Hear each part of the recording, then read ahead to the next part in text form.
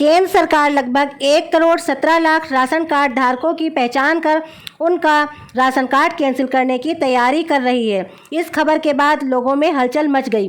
क्या उनका नाम भी लिस्ट से तो नहीं कट जाएगा? सरकार ने ऐसा फैसला क्यों किया और किन लोगों का नाम सूची से काट दिया जाएगा, ये सब हम आपको डिटेल में बताएंगे। खबर के मुताबिक केंद्र सरकार ने पहली बार उन राशन कार्ड धारकों की पहचान की है जो खाद्य पदार्थ योजना लाभ पाने के लाभ के पात्र नहीं हैं। इन लाभार्थियों के आयकर दाता, 4 पहिया वाहन मालिक हैं और कंपनियों की निदेशक तक शामिल है। खाद्य एवं सार्वजनिक वितरण विभाग ने राशन कार्ड धारकों के विवरण को आयकर विभाग और सड़क परिवहन मंत्रालय, कारपोरेट कार्य मंत्रालय जैसी सरकारी एजेंसियों के डेटा से मिलान कर यह सूची तैयार की है। इस जांच में चौंकाने वाले खुलासे हुए हैं। इस जांच में पाया गया कि तकरीबन 94,71,000 कार्ड धारक करदाता हैं। इनमें से 17,51,000 4 पहिया वाहन मालिक हैं। इतना ही नहीं, तकरीबन 5,31,000 कंपनियां निदेशक हैं।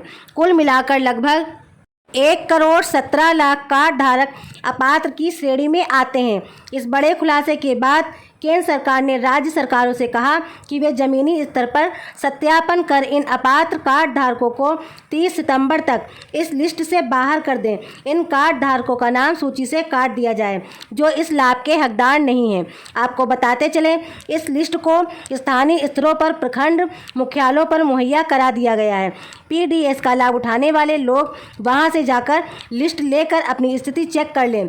यानी आप जानना चाहते हैं कि आपका नाम उस लिस्ट से काटा तो नहीं जा रहा है, आपका राशन कार्ड रद्द तो नहीं किया जा रहा है, तो आप स्थानीय प्रखंड मुख्यालयों में जाकर इस बात की पुष्टि कर लें, सही से जांच कर लें। मीडिया रिपोर्ट के अनुसार खाद्य पदार्थ विभाग के अधिकारी ने जानकारी देते हुए बताया कि इस डेटा को इसलिए साझा किया है कि अपात्र लोगों को हटाकर, मतलब कि जो इस योजना के लाभ के असली हकदार नहीं हैं, जो इस योजना के लाभ के पात्र नहीं हैं, गलत तरीके से इसका लाभ उठा रहे हैं, तो इसका वो गलत तरीके से लाभ ना उठा पाएँ।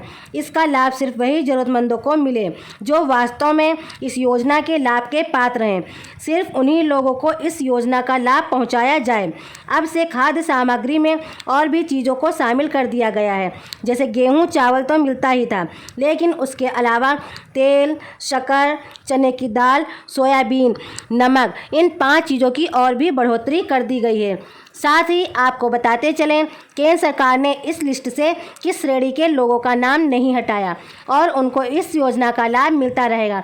तो जिनकी वार्षिक आय 1 लाख से कम है, जो गरीब परिवार से हैं, मजदूरी करते हैं, आमदनी का कोई जरिया नहीं है, और दिव्यांग लोग, विधवा महिलाएं, बूढ़े बुजुर्ग लोग जो अकेले रहते हैं, जिनके पास कोई सहारा नहीं है।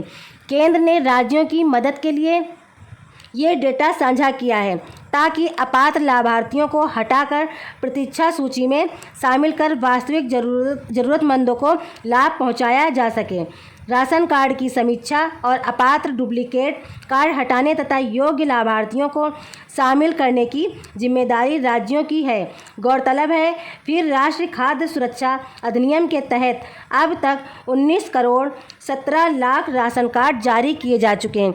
कुल मिलाकर 76,10,00,000 लाभार्थी इस योजना के तहत आते हैं।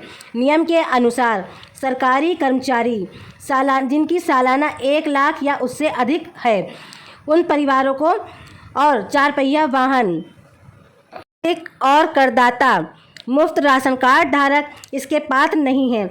8 जुलाई 2025 को राज्यों को केंद्र शासित प्रदेशों में भेजे गए पत्र में खाद्य सचिव संजीव चोपड़ा ने कहा, ये प्रक्रिया सही लोगों तक पहुंचाने के लिए की जा रही है। उन्होंने मंत्रालय ने CBDT, CBI, ICMCA, मोर्स और PM किसान सूची, कई एजेंसियों के डाटा जानकारी मिलाकर पात्र लाभार्थियों की पहचान की है। डाटाबेस की शुद्धता से वास्तविक वंचित परिवारों को लाभ मिलेगा और सार्वजनिक वितरण प्रणाली की पारदर्शिता के सुनिश्चित की है। ये कार्य 30 सितंबर 2025 तक पूरा कर लिया जाए। बताते चले, इससे पहले जुलाई के महीने में केंद्र सरकार ने राज्यसभा को बताया था 2021 और 23 के बीच 1 करोड़ 34 लाख लोगों का फर्जी राशन कार्ड रद्द किया जा चुका है।